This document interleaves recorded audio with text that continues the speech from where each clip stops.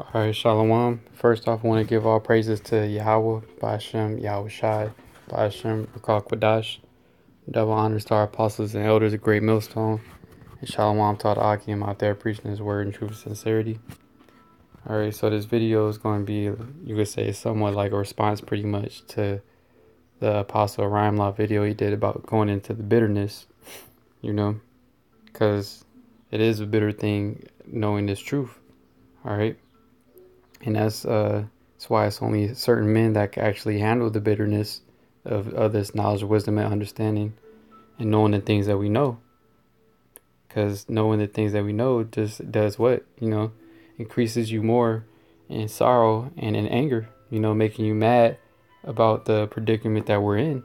Yet we understand at the same time we must go through these things, you know. Yeah, you have your moments. It's still a bitter thing being in this truth, you know. And it's not supposed to be you know a happy thing, so to speak, because we are in our captivity. How can you be happy when you're actually being oppressed? You're under our oppressor, the so-called white man. Everything in this life is basically hell. You feel me? Yet it's all temporary, and that's part of the bitterness that we have to deal with. All right, and we're going to get to the sweet when we're in the kingdom, and we're in the kingdom, we're in dwell of righteousness. Right now, we're going through that bitter phase as far as having to continue to endure to the end. Because there's only certain men that actually can handle the bitterness and that continue to strive and push forward in His truth. All right. So the first scripture I wanted to get is Ecclesiastes 1:18. For in much wisdom is much grief, and that's right. And when you look up that word grief, it means anger and anger, vexation, provocation, grief, and vexation. Frustration. So these are all the different things you may feel because what? Because why? We're increasing in wisdom.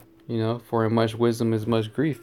Why? You would think that it wouldn't be that way, yet it is right now. Because why? When you increase in more knowledge, wisdom, and understanding, you just realize more and more how much this place is polluted, corrupted, how you can't even enjoy your life, how everything is completely contrary to the ways of Yahweh Bashem Yahweh Shai. All right, that's why in much wisdom is much grief, because knowing that we're under our oppressor, we're under the basis of men. All right, and that's not a lovely thing to know. Knowing that you're actually Yahweh Bashem Yahweh Shai's chosen. All right, we're God's chosen people. We're supposed to be ruling over the earth, yet we're being ruled over by a heathen, and the lowest of the heathen, the so-called white man, who's a vile creature. All right, and knowing this makes you mad. It should make you mad, I should say. Knowing that we gotta actually be under somebody as low as a Edomite. All right, yet this is all temporary, but the point still stands. That in much wisdom is much grief, and this is why. I'm gonna get a quick precept in Ecclesiastes. This is Ecclesiastes. Go to chapter 7. Ecclesiastes 7:7. Surely oppression maketh a wise man mad, and that goes right hand in hand with what I just brought out in Ecclesiastes, the first chapter. All right, because it says, "In much wisdom is much grief." That's why oppression. It says, "Surely oppression maketh a wise man mad." Right here in chapter 7, verse 7. All right, because we know that we're not supposed to be in this predicament. The earth was supposed to be given unto us. All right, yet this is just part of what we have to deal with as far as before we enter into the kingdom. This is just part of the phase that we have to go through as far as dealing with the bitterness. All right, knowing that we're in captivity yet to this very day, like it says in Baruch. All right, and that's a vexing thing to know. Here it is, everybody, 2/3 of our people in this world They actually believe that they have a chance at life as far as living your best life, having your goals, this and that set up. When in all actuality, we're in captivity to this very day, man. We're not free. You don't have liberty to go do what you want to do, really. The only liberty you have is to do wickedness here, man. All right. Well, now when it comes to actually doing something that's righteous and trying to so-called live your life in this wicked world, the so-called white man is gonna stop you every single time. If you try to grow your own garden, he's gonna stop you. All right. If you don't want to, if you refuse to pay your taxes, he's gonna throw you in jail. You gotta register your car. All right. You gotta drink polluted water, breathe polluted air, be around polluted people. All right. We're oppressed on all levels, man. You gotta actually work for the so-called white man. All right. Regardless if you have a job directly working for him, or if you're doing your own thing, you still have to go to the so-called white man. All right, and deal with him. As far as taxes, all right, making sure you're paying your taxes, getting money. All right, you still working for other people at the end of the day. You know, ain't nobody working for you. Even if you are doing your own thing, you still gotta work for the next person. All right. Because we're in oppression. All right, that's why I said surely. I mean, we're being oppressed. All right, and that's why I said surely oppression maketh a wise man mad, and a gift destroyeth the heart. You know, and that's what basically destroys the majority of our people's heart is the gifts that they receive being here, being in Babylon. And what are the gifts that you can receive? These things as such as a luxurious lifestyle, money, women. All right, whatever you may be into. You know, these different gifts that the so-called white man gives to our people, it destroys their heart, which is their mind. All right, because that's what the word heart really is talking about. It ain't talking about your physical heart. It's talking about your mind. And how does it destroy your mind?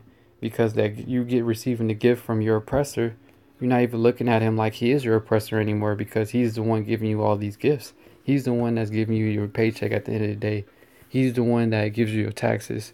He's the one you go to when you get sick, when you want a new car, when you want to get a house.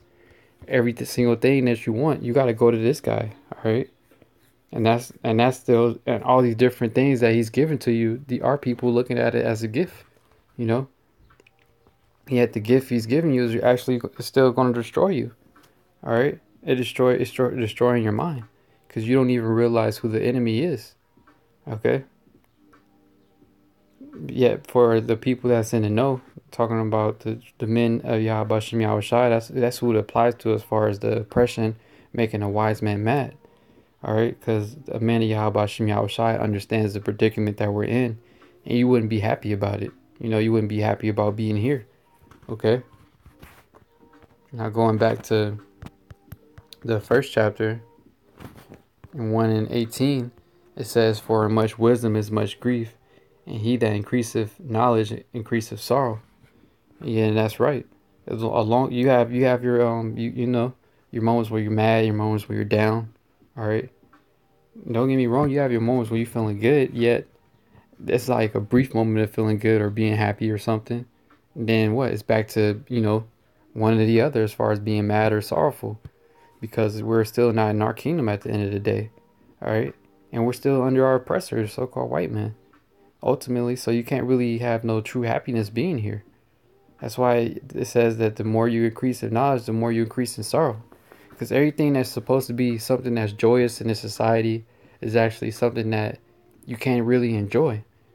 Here it is, food is what you're supposed to eat for pleasure and for nutrients and everything else. Yet all the food here destroys you. Same thing as a woman. Woman's supposed to be our comfort, you know, our rest. Yet, you know, that's the last thing you get with majority of these women out here. All right, and majority of these women are bugged out. Okay. Everything here is pretty much messed up. All right, you're supposed to have rejoice in your children. Here it is, you can't even do that because you gotta go and work for the so-called white man. Worry about how you gotta take care of bills, how you gotta get your kids to school. You get indoctrinated by the so-called white man, and then re-educate your kid how not to be a bug out like everybody else. All right, that's why the more you increase in knowledge, is the more you increase in sorrow, and that's why this isn't really for everyone, man. All right, because a lot of people, they can't handle knowing all this. This is like a heavy burden, knowing the reality of the situation that we're in. All right, because how many people in this world really know the reality of their situation? All right, not the fact you got bills to pay, you gotta go to work. All right, this and that. No, all these people out here, they don't know who their real enemy is. How everything's created to actually destroy you. All right, how there's a literal agenda set up against our people, Agenda 21. All right, how the so-called white man really, he's waiting to come with that great wrath and push that RFID chip on everyone as well. All right, so knowing all these things, it just increases us in grief and in sorrow. All right, knowing all of this, because we actually have to continue living here. That's why we hasten for that day to for Yahweh Shem Yahweh Shai to return, because being here, it's just vexation of spirit, man. All right, because we know the reality of the matter, like I was saying.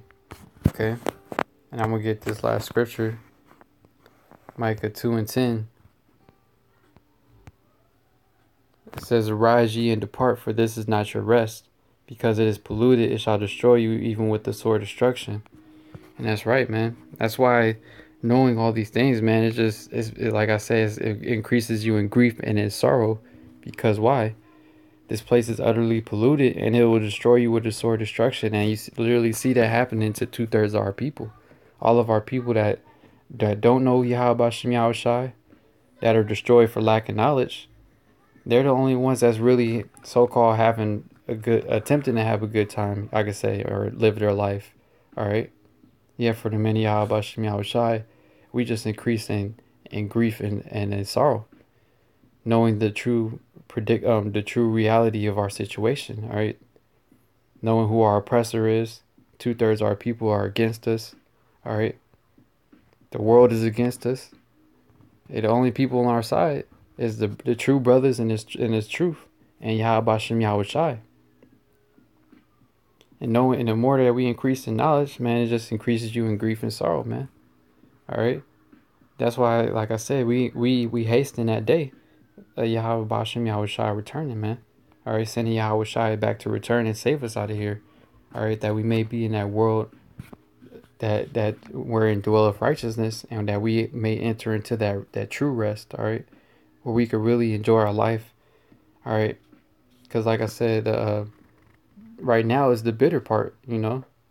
Being here, this is bitter. All right, being in Babylon. All right, being under the so-called white man. All right, living is basically bitterness now. All right, when is it gonna be back sweet? All right, just like when you first came into the truth, it was sweet in your mouth, like the scriptures say. All right, he was happy to know the knowledge and everything, but what? It gets bitter because you increasing in wisdom and knowledge, and that does what? Makes you increase in grief and sorrow. All right, and it's gonna go back to being sweet once we're back in that kingdom, wherein dwelleth righteousness, and where we're actually in harmony with the earth. All right, everything's back how it should be, and we can actually truly enjoy life the way we were meant to. That's when it's gonna go back from being bitter like it is now to being sweet. All right, when we're back in our kingdom, in our rulership under Yahweh Hashem Yahweh Shai. All right, so I just wanted to make that quick lesson going into that. Lord willing, this lesson was edifying. I want to give all praises again to Yahweh, Ba'ashem, Yahweh Shai, Ba'ashem Rakakwadash. Double honors to our apostles and elders of Great Millstone.